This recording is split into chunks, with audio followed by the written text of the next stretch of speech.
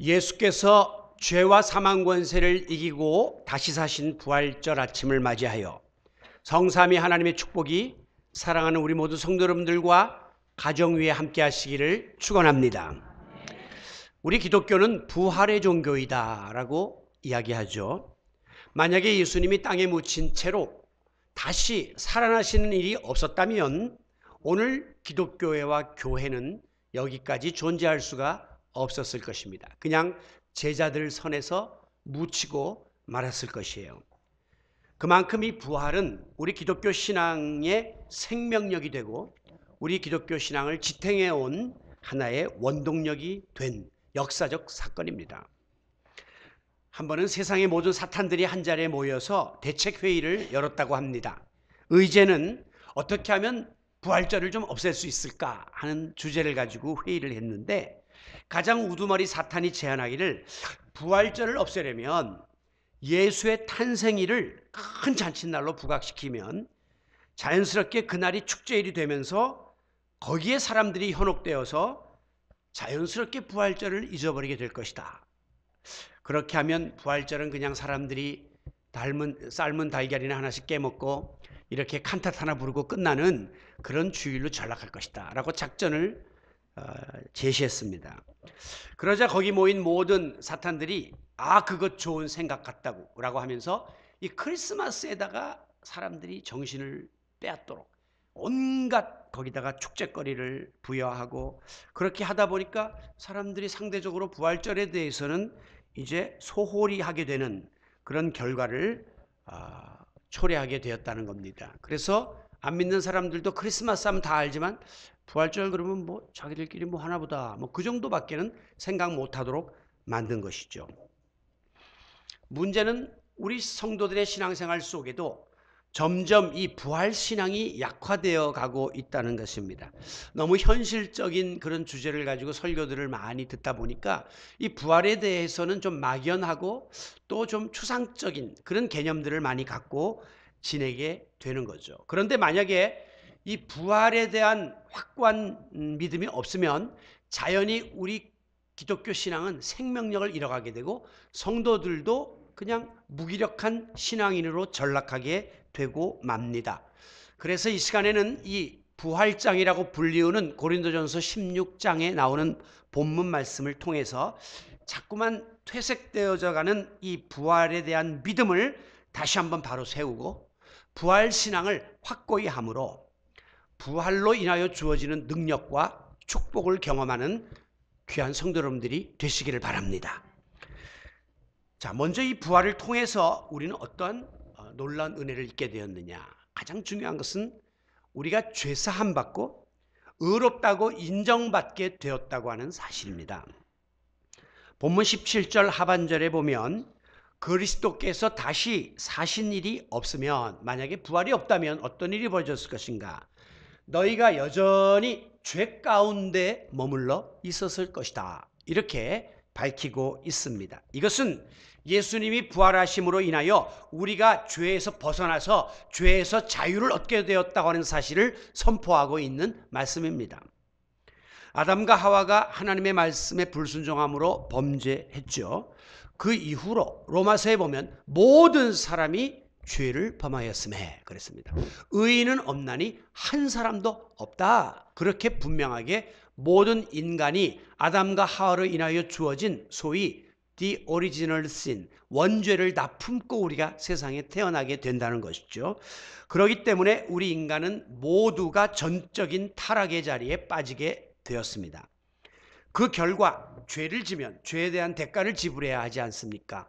그래서 우리는 영원한 형벌의 자리에 처할 수밖에 없는 소위 둘째 사망에 이르게 되고 만 것입니다. 한 번 죽는 것은 사람에게 정하신 일이요, 우리 육신은 믿든 안 믿든 다 똑같이 죽지만 특별히 하나님을 믿지 않는 사람들은 그 영혼이 두 번째 사망의 자리에 이르게 되는 겁니다. 하지만 사랑이 풍성하신 우리 하나님께서는 멸망 가운데 빠져서 신음하는 우리 인간들을 불쌍히 여기셨습니다. 그래서 우리를 구원하기 위하여 친히 인간의 몸을 입고 이 땅에 내려오셨죠. 그리고 예수 그리스도로 인하여 우리 인간의 죄를 대신 담당하게 하시고 십자가에 달려 죽게 하심으로 대신 죄값을 치르도록 하신 것입니다. 이것이 바로 대속의 죽음이다. 우리가 그렇게 부르는 거예요. 대속의 희생, 대신 속하기 위해서 예수님이 십자가에 달려 죽었다는 거죠. 예수님이 십자가에 달려 죽으실 때 마지막 남기신 말씀이 다 이루었다라고 하는 말씀이었습니다. 이 다 이루었다고 하는 말씀의 원어는 의미가 바로 모든 죄값을 내가 이제 다 치렀다, 그런 뜻이에요.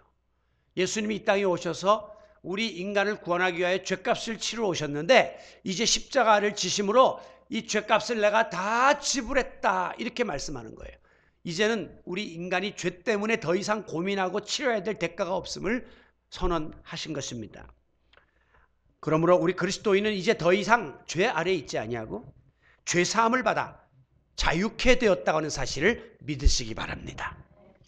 이와 같이 대속의 희생을 당하신 예수님께서 죄와 사망 권세를 이기고 부활하심으로 영원히 죽을 수밖에 없었던 저와 여러분을 멸망의 자리에서 구원해 주셨습니다. 그러므로 누구든지 예수 그리스도의 이름을 믿고 그의 피를 믿고 그의 부활을 믿는 자는 하나님 아버지의 자녀가 되는 권세를 누리게 되었음을 믿으시기 바랍니다. 이것이 우리 그리스도인의 큰 기쁨이고 감사해요. 바로 이것이 부활의 핵심이고 복음의 본질입니다. 우리가 복음을 문자 그대로 복된 소식이다, 그렇게 이야기하죠. 영어에서는 good news, 좋은 소식이다. 여러분, 죄로 인하여 죽을 수밖에 없었던 사람이 죄사함을 받고 살림을 잊게 되었다고 하는 것보다 더 기쁘고 좋은 소식이 어디 있겠습니까? 만약에 의사로부터 의학적인 사형 선고를 받은 환자가 그 의사의 기가 막힌 치료법과 또 여러 가지 노력을 통해서 생명을 연장받게 되었다면 그 사람에게 있어서 가장 기쁜 소식은 바로 내가 이 병에서 고침을 받았다고 하는 사실입니다. 그리고 그는 아마 일생 동안 자기의 목숨을 살려준 그 의사 선생님에 대해서 은혜를 보답하고자 감사하는 삶을 살았을 것입니다. 우리 그리스도인들이 바로 예수 그리스도를 통해서 영원히 죽을 수밖에 없는 자리에서 죄사함 받고 하나님의 자녀가 되는 권세를 누리게 되었으니 여러분, 이보다 더 복된 소식이 어디 있습니까? 그래서 우리는 오늘도 이 복된 소식을 감사함으로 받고 그 이름을 찬양하고 그 이름을 전하기 위하여 하나님의 전에 예배하러 모인 것입니다. 여러분, 우리가 죄의 자리에서부터 구원받을 수 있는 유일한 길은 바로 죄와 사망 권세를 이기신 예수 그리스도를 통하는 길밖에 없음을 믿으시기 바랍니다. 그분이야말로 길이요 진리요 생명입니다. The way, 길이 하나고 The truth, 진리가 하나고 The life, 생명이 하나이듯이 죄 사함 받고 구원받을 수 있는 유일한 길은 부활하신 예수 그리스도밖에 없는 것이죠. 로마서 4장 25절에 보면 예수는 우리가 범죄한 것 때문에 내어줌이 되었고 우리의 죄 때문에 십자가에 내어줌이 되고 죽음에 내어줌이 됐다는 것입니다. 그런데 우리를 의롭게 하시기 위하여 다시 살아나셨다라고 했습니다. 그분은 죽음으로 끝난 것이 아니라 우리를 죄에서 속하여 의롭게 하시기 위해서 다시 부활하신 것입니다. 그래서 이것을 바로 의롭게 하기 위해서 부활했다. 그래서 우리를 의롭다고 인정해 주었다라고 해서 의인이라고 하고, 의인이 아니지만 의롭다고 칭해 주었다고 해서 칭의라고 이렇게 부르는 것입니다. 우리가 받은 은혜는 칭의의 은혜이고 의인의 은혜입니다. 이 단어는 사형 선고를 받은 죄수에게 절대 권력자의 특혜에 의해서 무죄가 선고되었다는 사실과 통하는 말씀입니다. 다시 말하면 우리 인간은 누구도 빠짐없이 죄인이고 죄로 인하여 영적 사형 선고를 받은 자들이지만 절대권자이신 하나님께서 예수 그리스도를 통해서 다시금 우리의 죄를 사하여 주심으로 우리의 죄를 사면해 주신 것이죠. 그러니까 우리는 즉 죄인은 죄인으로되 용서받은 죄인이에요. 그러니까 의로워진 죄인이에요. 이 칭의의 은혜, 이 의인의 은혜를 날마다 감사하며 살아가는 성도 여러분들이 되시기를 바랍니다. 이것은 Amazing Grace, 하나님의 놀라운 은혜입니다. 그래서 우리가 이 은혜를 무엇으로 보답할고 날마다 고민하면서 하나님께 감사하며 나가는 삶을 살고 예수의 이름을 전하는 삶을 살아갈 수밖에 없는 것이죠. 오늘도 하나님의 무조건적인 은혜로 죄에서 자유함 받고 의롭다고 인정받은 이 귀한 사실, 예수의 십자가의 죽음과 부활을 통해서만 이루어졌다고 하는 사실을 깨닫고 늘 그 은혜에 감사하며 그 은혜를 찬양하며 그 은혜를 보답하고 그 은혜를 전하며 살아가는 부활의 증인들이 되시기를 바랍니다. 예수 그리스도의 부활은 두 번째로 우리들에게 어떠한 축복을 가져다 주셨느냐? 그것은 바로 우리의 믿음이 확증되고 더 강해지는 그런 복을 허락해 주셨습니다. 17절 중반절에 보면 만약에 그리스도가 다시 사신 것이 없으면 어떤 일이 벌어졌느냐? 우리의 모든 믿음이 헛된 것으로 전락하게 되고 말 것이다. 이렇게 말씀하고 있습니다. 이 말은 예수님의 부활 사건으로 인하여 우리의 믿음이 더 강화되는 역사가 일어났음을 보여주는 것입니다. 여러분, 만약에 예수님이 십자가에 달린 채 죽고 묻힌 채 다시 살아나지 못했다면 예수님을 따르던 제자들은 생전에 예수님이 하셨던 말씀, 가르침을 하나도 믿으려고 들지 않았을 것입니다. 왜냐하면 예수님께서 돌아가시기 직전에 내가 죽은 지 사흘 만에 다시 살아날 것이다 라고 말씀하셨고, 성전을 헐면 3일 만에 다시 짓겠다라고 은유적으로 이렇게 부활을 언급하셨거든요. 그런데 제자들은 그 사실에 대해서 솔직히 긴가민가 했습니다. 어떻게 다시 살아날 수 있을까? 왜? 믿음이 약했기 때문에. 그런데 만약에 예수님이 다시 살아나지 못했다면 제자들이 속으로 생각하기를, 아하, 역시 예수님이 하신 그 말씀은 틀렸구나. 그렇다면 3년 동안 우리가 예수님께 배웠던, 가르침받았던 모든 말씀도 다 진리가 아니구나. 그리고 팽개치고 말았을 것이에요. 다시 말하면 제자들이 가지고 있었던 예수님에 대한 믿음, 그의 말씀에 대한 기대, 이런 것들이 산산조각나고 말았을 것입니다. 어떻게 됐다면? 부활이 없었다면. 그런데 실제적으로 예수님의 제자들이 예수님이 사로잡혀 갈 때에 다 뿔뿔이 흩어져 도망갔던 사건을 우리가 성경 속에서 발견하잖아요.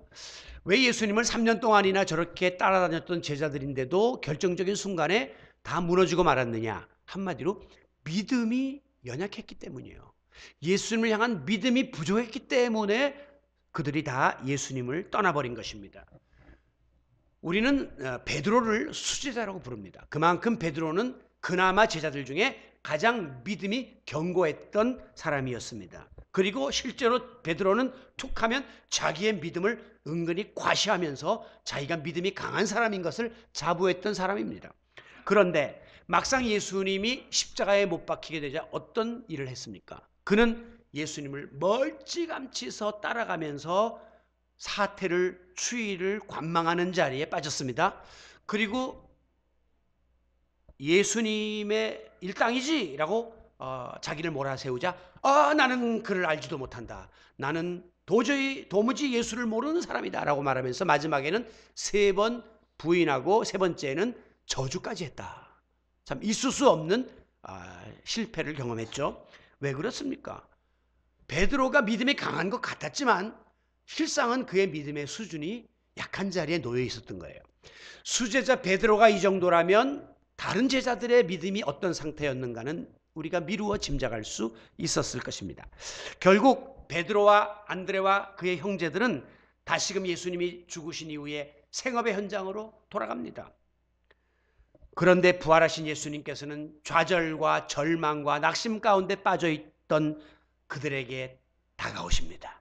마치 처음에 예수님이 그들을 제자로 부르실 때처럼 그들이 고기 잡는 갈릴리 호숫가에 다가오십니다. 그리고 그 믿음이 나락에 떨어졌던 베드로에게 나타나셔서 내 양을 먹이라, 내 양을 치라, 이렇게 다시금 목양의 사명을 부여해 주셨습니다. 그날 이후로 꺼져가던 베드로의 믿음이 불같이 일어나기 시작했습니다. 야, 예수님 부활하셨구나. 정말 예수님이 하신 말씀은 진리구나. 그렇다면 내가 그를 위하여 목숨인들 두려워하랴. 베드로는 불같이 다시 일어나서 초대교회를 일으켰습니다. 그리고 복음을 전합니다. 그리고 전설에 하면 마지막에 십자가에 거꾸로 달려서 순교하는 자리까지 나가게 된 것입니다. 무엇이 베드로를 그렇게 만들었습니까? 예수님이 부활하신 사건을 경험했기 때문이에요. 예수님의 죽음만 경험했다면 베드로는 일개 어부의 생활로 일생을 마쳤을 것입니다. 그러나 부활하신 주님을 만난 다음에 변화된 베드로는 믿음이 강화되어서 그 믿음의 열매로 초대교회의 지도자가 되었고 오늘까지 그 열매를 전해주는 그런 위대한 사도가 된 것입니다. 다른 제자들도 마찬가지예요. 주님이 제자들에게 나타나십니다. 제자들은 부활의 주님을 만나 배웠습니다. 그리고 예수님께서 약속하시기를 이제 내가 아버지께로 가지만 너희들은 몇 날이 못 되어 성령을 받게 될 것이다. 그리고 땅끝까지 나의 증인이 될 것이다 라고 말씀했습니다. 제자들은 이 약속의 말씀을 붙잡고 마가의 다락방에서 열심히 기도하던 중에 오순절날 성령이 강림하는 사건을 체험하게 되었고 그들의 꺼져가던 믿음이 불같이 일어나게 되어서 그들이 가정교회를 세우고 거기서부터 초대교회가 탄생하게 되었음을 믿으시기 바랍니다. 그래서 교회는 부활을 통해서 탄생한 거예요. 그날 이후로 제자들은 정말 굴러다니는 불덩이가 되었습니다. 그래서 때와 장소를 가리지 않고 예수의 복음을 전하고 예수의 부활을 선포했습니다. 그리고 전해진 바에 의하면 그 가룟 유다를 제외한 그리고 마지막에 마띠아라고 하는 제자가 추가로 선출되는데 그 12명이 전부 다 순교의 제물이 되었다. 이렇게 성경은 기록하고 있습니다. 여러분 어떻게 그렇게 두려움에 벌벌 떨던 제자들, 문을 걸어 잠그고 어찌할 바를 몰라 하던 제자들이 마지막에 순교의 제물이 될 수 있었습니까? 부활의 주님을 만난 거예요. 그리고 성령 체험을 한 거예요. 그리고 나니까 그들의 믿음이 강화되어서 그들은 이같이 위대한 일들을 감당함으로 오늘날 복음이 우리에게까지 전해지는 놀라운 역사가 일어나게 되었습니다. 그들은 예수님의 부활이 진리임을 깨달았고 자기들이 주님을 향하여 가지고 있던 믿음이 사실임을 확신했습니다.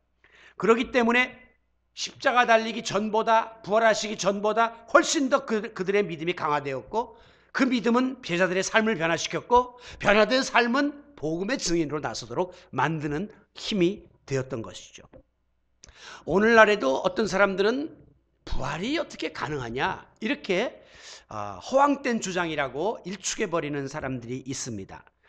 왜냐하면 이 부활이라고 하는 사건 자체가 우리 인간의 이성과 의학과 과학으로 증명할 수 없는 일이기 때문이에요. 그래서 그들은 하나님의 말씀 특히 부활 그리고 예수가 다시 승천했다. 그리고 또 이제 다시 재림을 한다 그러는데 이런 일들은 사실 믿기가 어렵다라고 하는 거예요. 그래서 비이성적, 비과학적, 비논리적이기 때문에 우리는 부활을 믿을 수 없다라고 이야기합니다. 여러분 이것은 굉장히 인간적으로 볼 때는 있을 수 있는 합리적인 사고에 근거한 판단이에요. 그러나 저는 이것을 역설적으로 말씀드리고 싶습니다. 만약에 우리가 믿는 성경 안에 부활이 없다면 예수님의 재림이 약속되어 있지 않다면 우리는 굳이 성경을 읽을 필요가 없습니다. 성경은 그냥 일반 이성적인 책에 불과하고 일반 과학적인 책에 불과할 것이죠. 그러나 성경에는 그것이 입증할 수 없는 무수한 비밀들이 담겨있기 때문에 우리는 이것을 믿음으로 받아들이는 것이에요. 여러분 성경을 어떻게 해서라도 이성적으로 이해하려고 하는 사람들이 가졌던 부활에 대한 학설이 몇 가지가 있습니다. 저는 이걸 볼 때마다 이게 안 믿는 사람들이 한 이야기가 아니라 믿기는 믿는데 부활에 대해서 너무 황당하니까 조금 합리적으로 해석하려고 했던 사람들의 역사적인 주장입니다. 그 중에 대표적인 것이 시체 도난설입니다.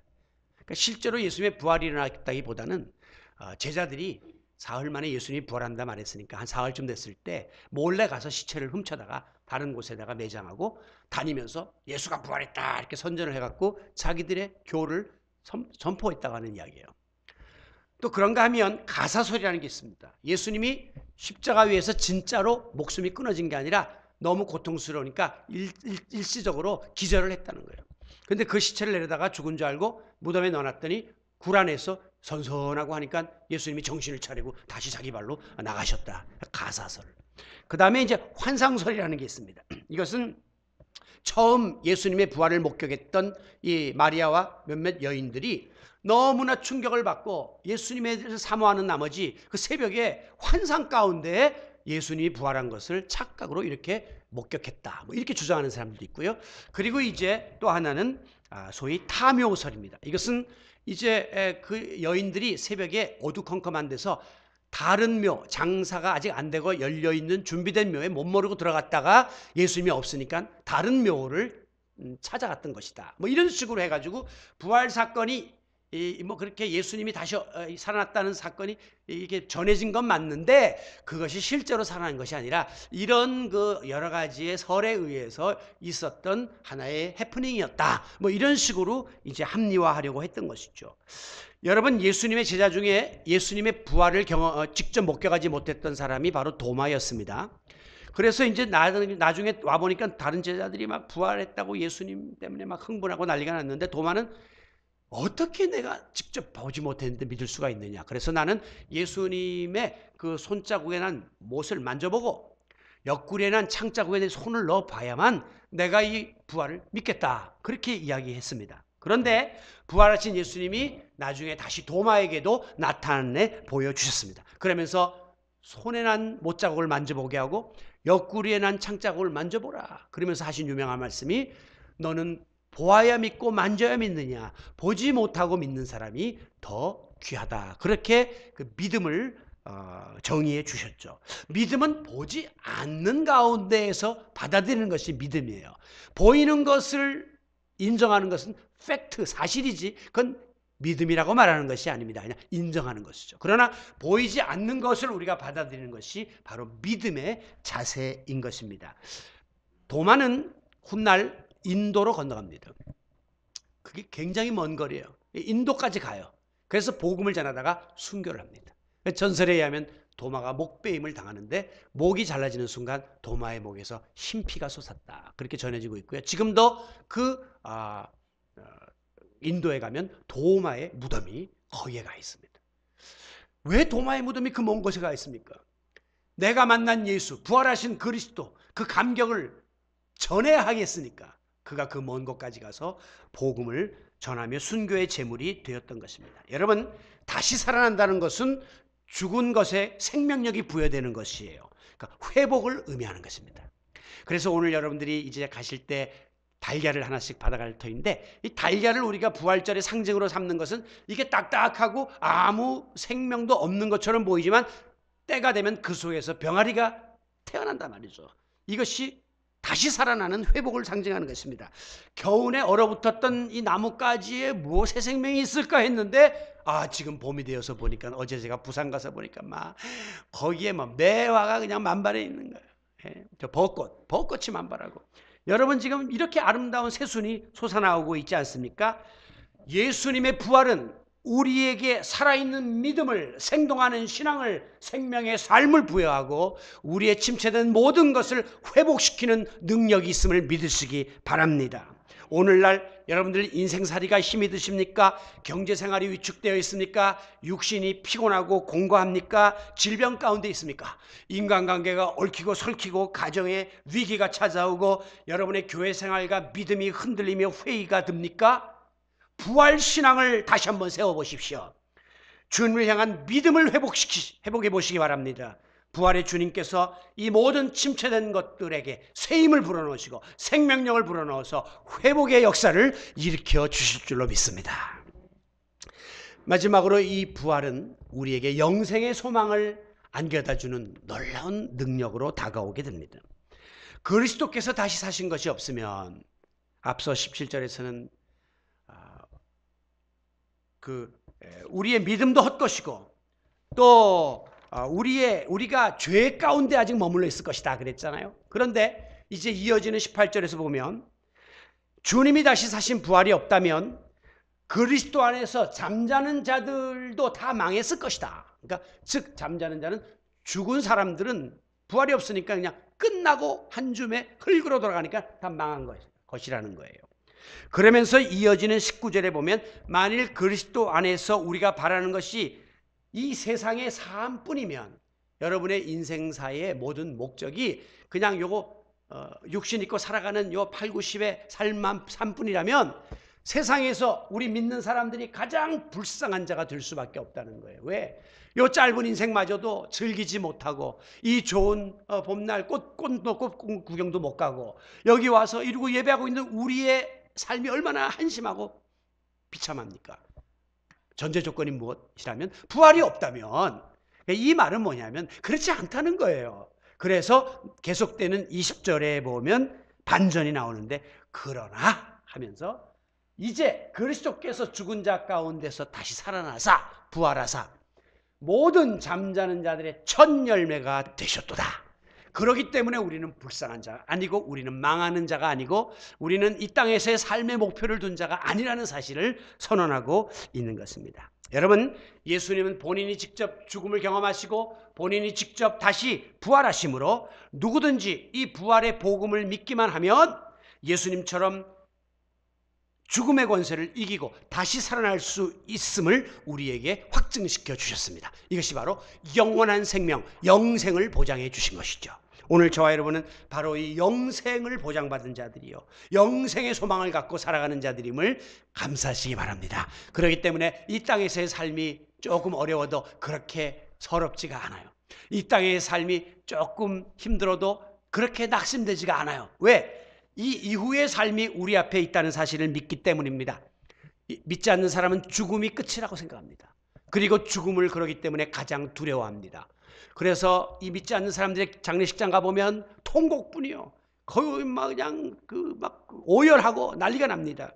그런데 예수 믿는 사람들의 장례식장 가면 날빛보다 밝은 천국 믿는 마음 가지고 가겠네. 며칠 후 요단강 건너가 만나리. 찬송이 있습니다. 그리고 거기에 감사가 있습니다. 왜 그렇습니까? 우리가 믿는 예수님이 사망 권세를 이기고 부활하셨기 때문에 우리도 그분과 같이 부활할 수 있다고 하는 영생의 소망이 있기 때문이에요. 요한복음 11장 25절에 보면 예수님 말씀하시기를 나는 부활이요 생명이니 나를 믿는 자는 죽어도 살겠고, 혹시 우리가 죽는다 할지라도 주님 믿는 자는 다시 부활한다는 거예요. 살아서 믿는 자는 영원히 죽지 아니하리라. 이렇게 말씀하셨기 때문에 오늘 우리는 기독교를 내세 지향적 종교라고 합니다. 이 현세에 끝나는 종교가 아니고 내세를 가르치는 종교입니다. 여러분, 구원받은 성도는 이 땅에 그러므로 우리의 모든 희망을 걸어서는 안 돼요. 죽음이 이 생의 종착역이 아니라, 죽음은 그냥 마침표가 아니라 하나의 쉼표예요. 오늘 여러분 찬양 참 잘하셨는데 쉼표가 있잖아요. 쉬고 그 다음 박자로 나가는 거예요. 이 땅에서의 삶은 육신의 죽음을 통해서 이제 다 내려놓고 쉬고 그 다음에 하나님 앞에 가서 영생 복락을 누리는 그 천국이 우리에게 예비되어 있음을 믿으시기 바랍니다. 저희 부친께서 세상을 떠나셨을 때에 우리가 발인예배 이런 타이틀을 걸지 않았습니다. 그리고 고영해 신영균 목사 천국 환송예배, 그렇게 공식적으로 타이틀을 걸었었습니다. 무슨 뜻입니까? 이 땅에서 40년 동안 복음 전도자로 수고하신 목사님 이제 천국으로 들어가시는데 우리가 환송을 해드립니다 하는 의미예요. 아마 동시에 천국에서는 고 신영균 목사 환영 예배가 열렸겠죠. 김한란 박사님이 이화대학에 지대한 영향을 끼친 분인데요. 그분이 지금 김동길 교수의 그 누님이기도 합니다. 그런데 이분이 세상을 떴을 때 마지막 유언이 뭔지 아십니까? 내가 죽으면 장송곡을 틀지 말라. 그 이화대학 같은 데서 이제 대학장으로 할 거 아닙니까? 강당에서 수많은 사람이 모여서 할 텐데 그 슬픔의 노래, 그 무거운 장송의 음악을 틀지 마라. 그러면 뭘 틀겠느냐 했더니 핸델의 메시아에 나오는 할렐루야 합창을 불러다오. 그렇게 그분은 마지막 유언을 남겼습니다. 그리고 실제로 그분의 장례식에서는 그 눈물이 어우러진 슬픔의 장송곡이 아니라 할렐루야 할렐루야 할렐루야 할렐루야, 음악대학 학생들의 찬양이 울려 퍼지는 데서 하나님 나라로 들어가는 입성하는 위대한 그런 신앙인의 모습을 보여주었던 것입니다. 스위스의 유명한 기독교 저술가이자 정신 분석학자 중에 폴 투르니에라는 사람이 있었습니다. 그런데 이 폴 투르니에는 자기 아버지가 목사예요. 그리고 자기는 70년 동안 예수 믿은 사람이에요. 그런데 부활과 영생에 대한 소망이 없었습니다. 혹시 여러분 가운데 지금 신앙생활 20년, 30년 평생 하면서도 부활, 영생 이런 데 대해서 별 관심이 없거나 또 기대가 없는 분 계시지 않습니까? 이 투르니에도 마찬가지였어요. 그런데 이분이 아내와 함께 그리스 지방을 여행하다가 그만 아내가 갑작스럽게 심장마비에 걸려서 세상을 뜨게 되었습니다. 참 비참한 거죠. 여행 갔다가 부인을 잃게 된 거죠. 그런데 이 부인이 온화한 마음으로 마지막 숨을 헐떡거리면서 다음과 같은 이야기를 했습니다. 여보, 이제 제가 곧 천국에 도착하게 되면 지금까지 한 번도 만나뵌 적이 없는 당신의 부모님들을 만나 뵐 것이니 무척 기대가 되고 즐거울 것 같아요. 트루니에는 큰 충격을 받았습니다. 그는 목사의 자녀로 태어났지만 일찍 부모님이 세상을 떠나는 바람에 부모님이 그 며느리를 본 적이 없단 말이에요. 그러니까 이 누군지도 모르고 이렇게 지냈는데 자기 부모님 본 적도 없는 부인이 여보 죽는 이 마당에 내 죽으면 당신 부모님 거기서 만날 것 같아서 기대감이 있다고 이렇게 고백하는 이야기를 들으면서 트루니에는 아내의 손을 붙잡고 이렇게 이야기했다는 겁니다. 당신은 나와 결혼해서 이토록 사랑하고 지금까지 나를 아끼며 헌신해 준 것 감사하오. 당연히 내 부모님이 기쁘게 당신을 만나러 오겠지. 더없이 당신에게 고마워할 거예요. 그러면서 마지막 말을 전하고 아내가 세상을 떴다는 겁니다. 여러분, 이 아내가 가지고 있었던 마지막 말, 이제 내가 죽으면 천국에서 당신 내 부모님, 못 봤던 부모님을 만나게 되겠지 하는 이 말이 너무 실감되게 느껴진 거예요. 야, 정말 영생의 소망을 갖지 못했던 트루니의 마음속에 다시 한번 그 천국과 영생의 소망이 불일듯 일어나게 되었다고 하는 것입니다. 고린도전서 15장 49절에 보면 우리가 흙에 속한 자의 형상을 입은 것 같이, 우리는 지금 땅에서 흙에 속한 자의 형상을 입었기 때문에 죽으면 이 몸이 땅 속의 흙으로 돌아가지만 동시에 우리는 하늘에 속한 이의 형상을 입을 것이다. 우리의 육체 장막이 무너지면 이제 우리는 위로부터 덧입는 하늘에 속한 자의 형상, 우리 하나님이 예비하신 부활체의 놀라운 모습으로 변화되어 하나님 앞에 서게 될 것을 믿으시기 바랍니다. 여러분, 예수님이 부활하신 다음에는요, 일반 육신의 차원을 뛰어넘는 영체를 가지고 계셨습니다. 물론 예수님도 육체를 갖고 계셨어요. 그러니까 제자들한테 보여줬죠. 그리고 나중에 고기도 잡수셨죠. 그러니까 육체도 갖고 있었어요. 그런데 부활체는 그 수준을 뛰어넘는 영체였습니다. 어떻게 할 수 있습니까? 제자들이 무서워서 문을 꼭 잠그고 있었는데 어느새 예수님이 스르르 옆에 와서 계시는 거예요. 엠마오로 가는 제자들이 분명히 옆에 가는 사람이 같이 대화했는데 예수님인지 못 알아봤단 말이에요. 그런 거 보면 역시 영적인 그런 변화된 모습으로 우리 그리스도인들이 부활할 것을 보여주고 있는 것입니다. 지금까지 육체적인 이 한계 속에 우리가 갇혀 살았고 죽음의 공포 속에 우리가 살았지만 이것을 뛰어넘는 영화로운 모습으로 변화되어 세상과 차원이 다른 초월의 모습으로 영원한 생명을 누리게 된다는 사실을 깨닫고 영생의 소망, 하늘나라의 소망으로 오늘 이 어려운 시대를 이겨나가는 성도 여러분들이 되시기를 바랍니다. 말씀을 맺습니다.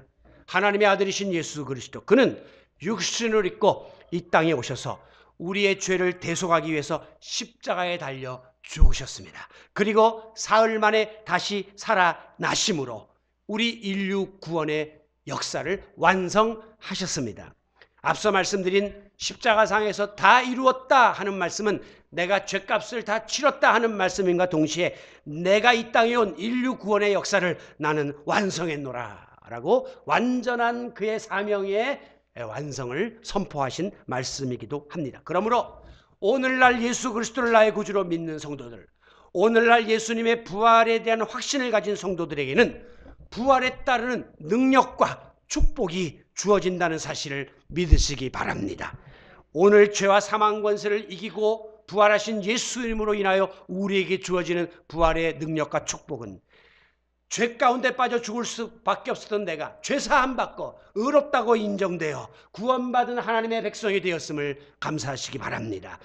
연약했던 내 믿음이 부활신앙을 통하여 확증되고 더 강해져서 주님 앞에서 승리의 삶을 살아갈 수 있게 되었음을 감사하시기 바랍니다. 그리고 이 땅에서의 삶에 국한되지 아니하고 하늘나라를 바라보는 영생의 소망을 지님으로 마침내 하나님 나라 백성으로 살게 되었음을 감사하시기 바랍니다.